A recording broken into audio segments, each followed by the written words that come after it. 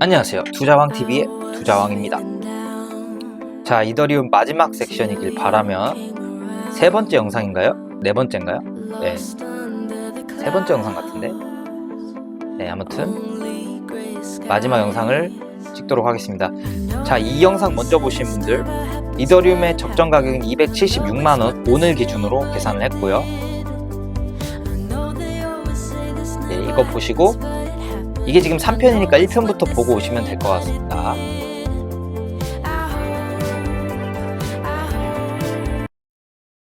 자, 2-1 보수적 적정 가격 X 플러스 Y 플러스 Z다. 이 X, Y, Z는 밑에 나와 있고요.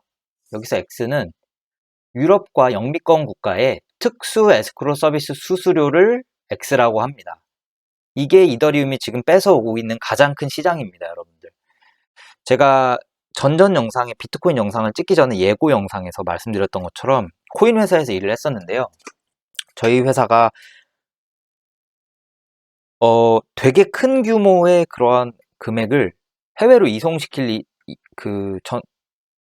보낼 일이 있었는데요. 은행을 통해서 하니까 수수료가 막 엄청나더라고요. 환전 수수료니 뭐니 해갖고 3억? 1억 5천에서 3억 정도가 나더라고요. 그 금액이 굉장히 컸어요. 막 100억이 넘는 돈이었어가지고 환전 수수료, 에스크로 서비스 수수료, 뭐 또 그 나라에 가서 또다시 환전하는 이중 환전 수수료 이런 것들이 굉장히 비합리적이고 불합리적이더라고요. 그래서 저희 회사에서도 그것을 이더리움으로 옮겼습니다. 그런 것들을 이제 예를 드는 거예요. 제가 어떤 기업으로서나 아니면 내가 개인으로서 뭐 어떠한 뭐 하와이에 별장을 사고 싶다. 그럼 달러로 옮겨야 되잖아요. 여러분들 그때 비행기 타고 달러 갖고 갈 수가 있냐? 네. 아닙니다, 여러분. 한 명당 비행기에 갖고 갈 수 있는 돈은 미화 2만 불, 2천만 원이고요. 이러한 그런 국가의 그런 핑계는 그래요.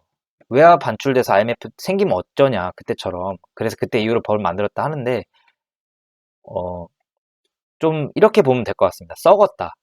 정부와 제도권들이 너무 썩었다. 왜 썩었느냐? 은행의 수익을 지켜주기 위해서, 은행가들의 수익을 지켜주기 위해서 이상하게 법이 바뀐 거예요. 사실 그래야 되는 명분은 없어요.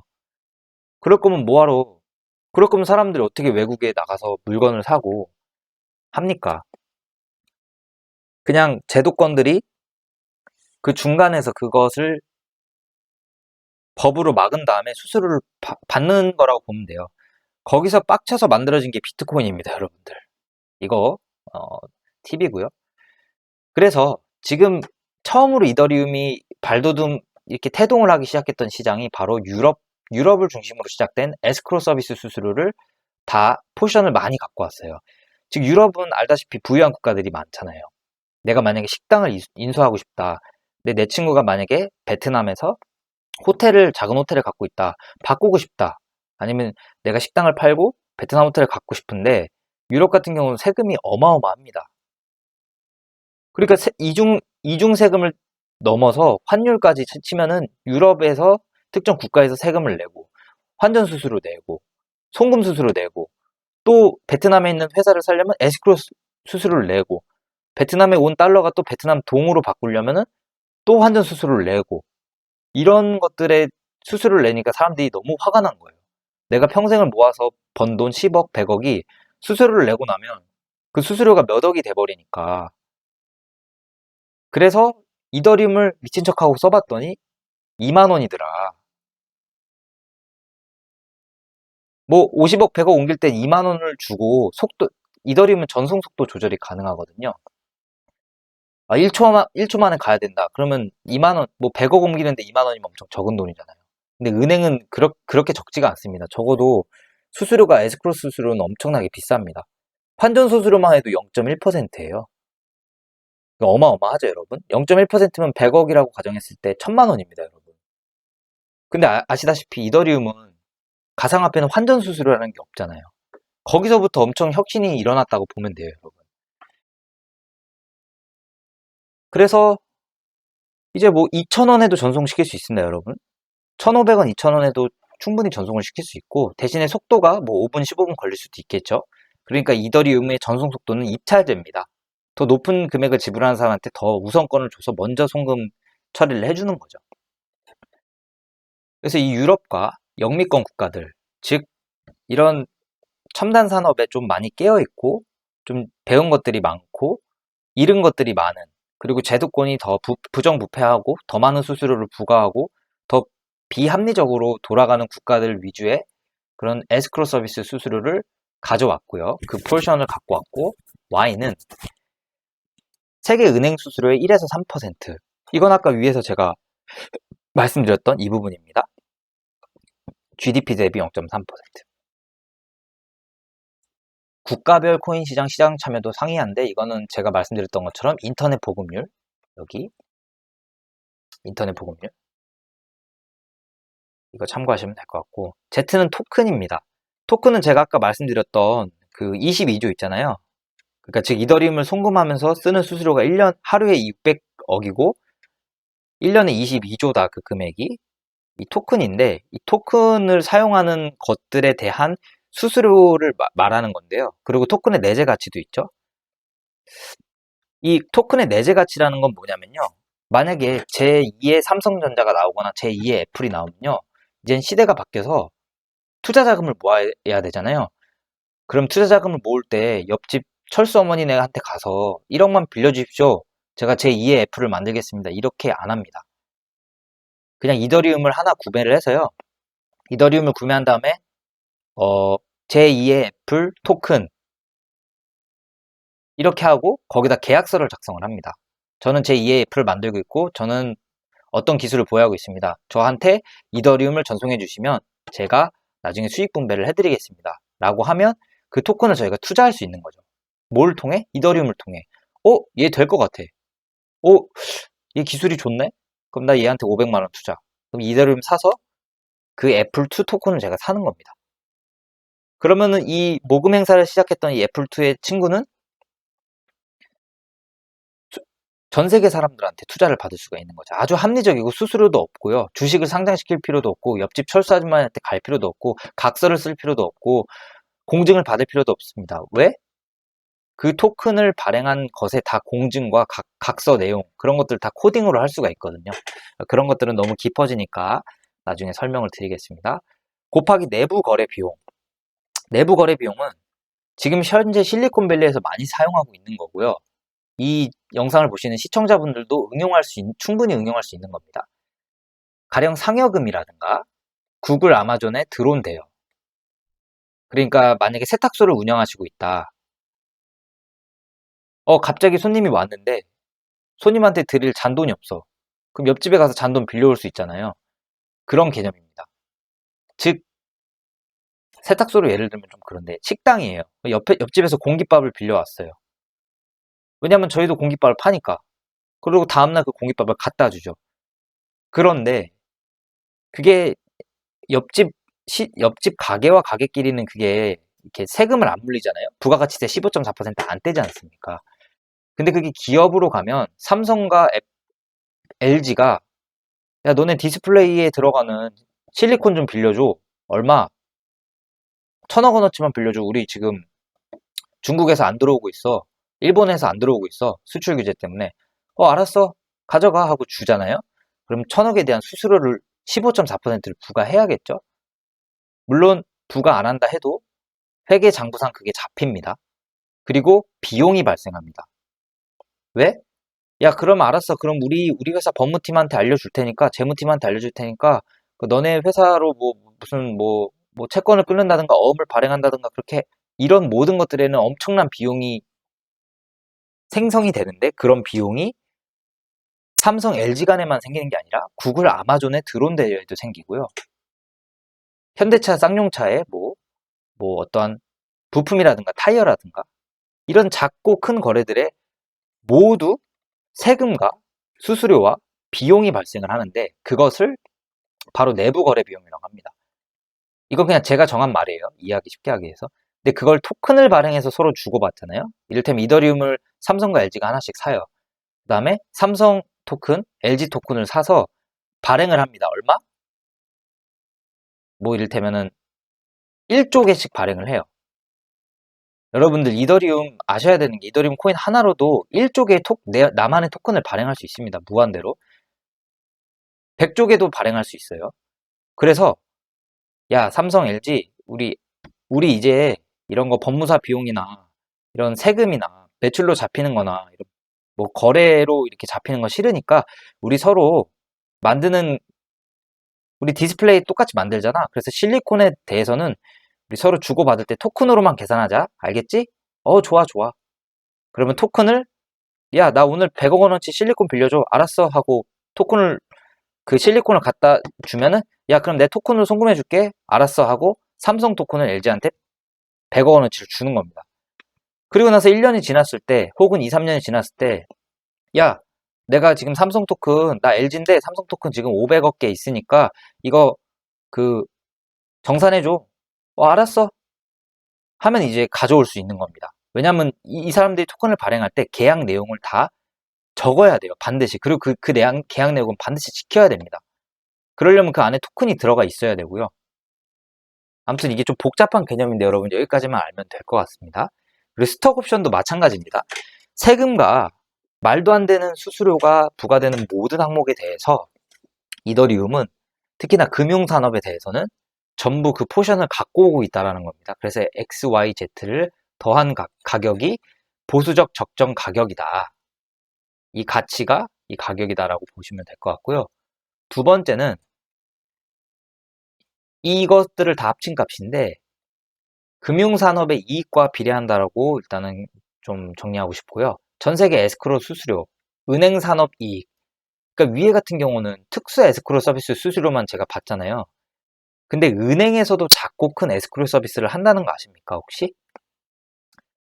은행뿐만이 아니라 네이버라든가 아니면 네이버 쇼핑, 쿠팡 쇼핑 이런 데서도 에스크로라는 걸 합니다.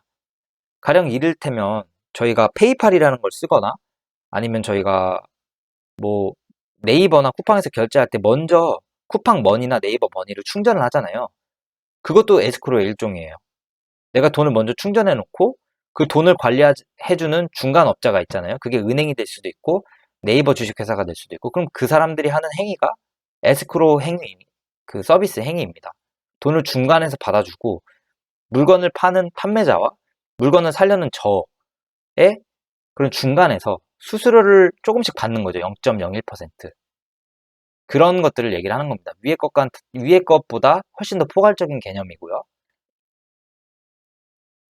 그리고 X1은 이제 모든 금전 계약, 아까 말씀드렸던 것처럼 뭐 내가 리조트를 사고 싶다. 아니면 내가 프랑스 사람인데 베트남으로 이민을 가고 싶다. 너무 환율 수수료도 많이 들고 정부가 나한테 세금 내라 그러고 너무 수수료를 4번 내야 된다. 뭐 아무튼 그런 것들. 그리고 크고 작은 인수합병, 공증, 동산 및 부동산의 거래, 그리고 거액 및 소액 지분 투자 등등에 지출되는 모든 비용의 합. 작은 관점, 큰 포괄적인 관점에서 보면 그것도 어떻게 보면 에스크로라고 할 수가 있죠. 하지만 전혀 다릅니다. 왜냐하면 개인과 개인이 거래하는 것에 대해서는 에스크로라는 말을 잘 안 쓰죠. 그리고 오히려 개인과 개인이 거래하는 게 기업과 기업이 거래하는 것보다 훨씬 클 수도 있습니다, 여러분. 가령 이를테면 여러분들 계시고 있는 그 아파트 단지의 모든 아파트의 가격의 합수를 한번 계산해 보세요. 천 세대가 있는 단지의 아파트 가격이 만약에 6억이면 6천억이잖아요. 훨씬 큽니다, 여러분. 6천억이면 락앤락이라는 기업 시가총액보다 훨씬 큰 돈이에요. 여러분들은 락앤락이라는 회사 지금 그 통을 사겠지만 여러분들이 살고 계신 아파트 전동을 다 팔면 락앤락이라는 회사를 사고도 돈이 남는다라는 겁니다. 그만큼 크다라는 거예요. 이 에스코로 사업보다 적지 않다라는 겁니다. 그리고 알다시피 부동산에서 집을 매매하거나 할 때 부동산 수수료가 뭐 1%, 뭐 100만 원, 300만 원 이런 식이잖아요. 엄청 큽니다, 그게. 그걸 다 뭐 만 원, 2만 원대로 줄이고자 해서 만들어진 게 이더리움이고 실제로 그렇게 많이 씁니다, 유럽은. 그렇게 많이 쓰게 된 지 벌써 4년이 지났어요. 제가 4년 전에 분석할 때만 해도 어마어마하게 많이 썼었거든요. 그리고 X2는 금융산업의 일부. 금융산업이라는 건 이제 어떤 부분이냐면 뭐 가령 주식 그리고 뭐 어떠한 펀드, ETF 아니면은 연금 저축 상품 뭐 이런 것들 있잖아요. 그러니까 완전히 금융적인 부분에 대해서 뭐 CMA라든가 이런 거 있잖아요. 그런 산업의 일부들을 가져오기 시작했다라는 겁니다. 2-3 이게 마지막인데요. 지금 벌써 또 15분이 지났는데 요거 빠르게 정리하도록 하겠습니다. 엔딩송을 틀으면서 하도록 하겠습니다, 여러분. 여기까지 만약에 1편부터 보신 분이 계시다면 정말 대단합니다. 자, 코인 은행으로서의 적정 가격. 뭐 이게 수치가 복잡한데 결론만 얘기를 하면 이 위에 2-1과 2-2를 더한 다음에 2로 나눕니다. 그리고 곱하기 x만큼의 값을 곱해줍니다. x는 이건데 그러니까 결론적으로 이 두 개를 더해서 나눠서 그 오차 범위를 줄이고요. 그 다음에 이 x를 곱해준다는 건데 이자율입니다. 쉽게 말씀을 드리면. 근데 말씀드렸던 것처럼 비트코인은 가상화폐고 현실 화폐와 싱크로잉이 된다. 그래서 비트코인은 화폐라고 봐도 된다. 그러면 화폐에는 인플레이션에 따라서 화폐가 증가하고 떨어지는 그런 것들이 있잖아요. 하지만 이더리움은 제가 말씀드렸던 것처럼 죄송합니다. 너무 시끄럽네요. 말씀드렸던 것처럼 화폐가 아니잖아요. 그래서 이 독특한 이자율은 생각보다 좀 복잡합니다. 인플레이션, 화폐의 인플레이션을 모방하지만 GDP 통화량, 즉 비트코인과 관련이 아주 적을 것. GDP 통화량 이꼴 그 비트코인이죠. 비트코인은 GDP의 지금 몇 퍼센트를 지금 벌써 점유하고 있으니까 오히려 소멸되는 가스와 프루브 오브 스택 보상의 관점에서 보는 독특한 보상률. 이게 뭐냐면 이더리움 같은 경우는 비트코인은 채굴이 가능하잖아요. 근데 비트코인을 채굴할 때 해시 난이도가 올라가는데 이더리움은 이제 해시 난이도가 올라가지 않습니다. 이더리움 해시 난이도가 올라가지 않아도 이더리움에 하루에 600억 원어치의 거래가 일어나기 때문에 그 거래를 처리하는데 제 컴퓨터가 열심히 일을 하고 있어서 그 보상으로 코인을 주는 거거든요. 이해하셨죠? 그래서 그 보상만큼이 이자가 되는 겁니다. 즉 하루에 600억이 소멸이 되면 600억의 수수료가 지불되면 바탈릭은 반드시 600억만큼의 새로운 화폐를 찍어내야 됩니다. 그래야 100이라고 가정했을 때 돈이 계속 사라지는 불상사가 없을 거 아니에요. 이해하셨죠? 그거 플러스 프루브 오브 스택. 이것은 무엇이냐면 제가 이더리움을 예치를 해놔야 이거 나중에 설명드리겠습니다. 이게 채굴이 이제 불가능해지고 프루브 오브 스택이라고 코인이 더 많이 갖고 있는 사람들한테 맡기는 겁니다. 쉽게 말하면 채굴을 맡기는 거예요. 그래서 이제 저와 시청자분들이 채굴을 하는 게 불가능해지고, 왜냐면 그런 비용이 너무 많이 들어요. 여러분들이 노트북 켜놓고 이더리움 채굴 켜두시면은 지금 코인 벌 수 있어요. 하지만 그럼 여러분들 전기세 들죠. 여러분들 노트북 100만원짜리 사갖고 이더리움 한 달에 뭐 10만원도 안 뽑히거든요. 적어도 500만원어치 300에서 500만원짜리 특수한 엄청나게 성능이 좋은 컴퓨터를 사야 되는데 그거 전기 꼽아두고 그럼 거기 감가상각이 일어나잖아요. 컴퓨터는 노후하니까. 그것도 이더리움을 위한 특수한 기계고. 그러니까 이더리움이 이제 바탈릭이 고민했던 건 서버를 중앙화시키겠다. 탈중앙화 블록체인이지만 중앙화시키겠다. 이런 말도 안 되는 얘기를 했는데 나쁜 생각은 아닙니다. 그래서 비용을 아끼겠다. 그 비용을 아끼면 누구한테 이득이냐? 바로 이더리움을 갖고 계신 우리 주주라고 할게요. 이더리움의 진정한 주인들인 우리들한테 이득입니다. 왜냐면 이더리움에서 하루 거래되는 양이 600억인데 만약에 600억의 거래 전송이 일어날 때 컴퓨터가 100만 대가 필요해요. 그럼 컴퓨터 사용하려면 돈을 지불해야 되잖아요. 전기세만 만약에 600억이다. 그럼 버는 돈이 없습니다. 이더리움. 그래서 그 600억을 줄이면 줄일수록 이더리움의 순이익이 올라가는 겁니다. 그 순이익은 이더리움의 가치 상승을 유발을 시키는 거고요. 그렇기 때문에 포스 보상에서 보는 이 보상률을 바탈릭이 잘 정해야 됩니다. 그래서 이더리움의 통화량을 조절을 할 것이고 소멸된 이더리움보다 많은, 이거 제가 말씀드렸고, 근데 이게 문제가 뭐냐면 똑똑한 경제학자들도 아직 인플레이션이나 경제 성장에 대한 뚜렷한 답을 못 냈어요. 우리 애덤 스미스 형님 고정 경제학의 아버님과 뭐 우리 마르크스부터 케인즈 학파 뭐 별의별 많잖아요. 이 세 섹션만 봐도 누구 한 명도 1등이 아닙니다. 누구 한 명도 기준이 없어요. 근데 바탈릭은 지금 거기에 도전하고 있고, 그리고 지금까지는 꽤나 잘하고 있어요. 근데 저는 바탈릭을 경제학의 모든 것들을 풀 거라고 보지는 못하는 게, 이 친구는 공돌이 성향이 강해요. 이 이과와 문과 머리를 둘 다 갖고 있는 인재 찾기 힘든데 얘는 지금 둘 다 갖고 있거든요. 지가 코딩을 하면서 경제학적으로도 풀어가고 있으니까 대단하다고 볼 수 있습니다. 하지만 저는 조금은 회의적이다. 그게 바로 이더리움 가격에 반영이 된다라고 보고 있습니다. 그리고 제가 계속 말씀드렸죠? 하루에 이더리움이 600억의 전송이 발생을 하는데, 이 600억의 전송이 발생했을 때 만약에 전기세가 600억이 나간다. 그럼 이더리움은 망한 코인인 겁니다. 그러면 절대 안 돼요. 이 600억을 60억, 6억으로 줄이는 게 바로 이 이더리움이 갖고 있는 기술적인 그 내재 가치가 되는 거예요. 제가 이더리움을 분석했을 때 그 내재 가치를 높게 봤기 때문에 이더리움만 투자를 했었어요. 여기 지켜봐야 할 문제다. 자, 그래서 마무리 짓자면, 비트코인과 다른 점은 GDP와의 연관된 가치는 적다. 그리고 바탈릭 진영의 변수, 탈중앙화지만 중앙화된 노트, 중앙화된 프루브 오브 스택에 대한 보상, 그리고 바탈릭은 러시아 사람이다. 지금 이민을 받지만 이중 국적을 갖고 있다. 그리고 중앙 운영자라고 볼 수도 있다. 탈중앙화가 돼야 되는데 바탈릭이 지금 세상 사람들이 바탈릭한테 힘을 실어주고 있기 때문에 그렇다. 하지만 나쁘게 볼 것만은 아니다. 그렇지만 바탈릭한테 너무 치중되어 있다라고도 볼 수 있습니다. 왜 나쁘게 볼 게 아니냐면, 바탈릭이 이제 아무것도 할 수 없습니다. 이더리움 코인의 51% 과반수를 갖고 있어야지만 이더리움의 설정들을 바꿀 수 있어요. 그런데 지금 바탈릭은 이더리움 코인 몇 개 없습니다. 지금 전부 저희들이 갖고 있죠.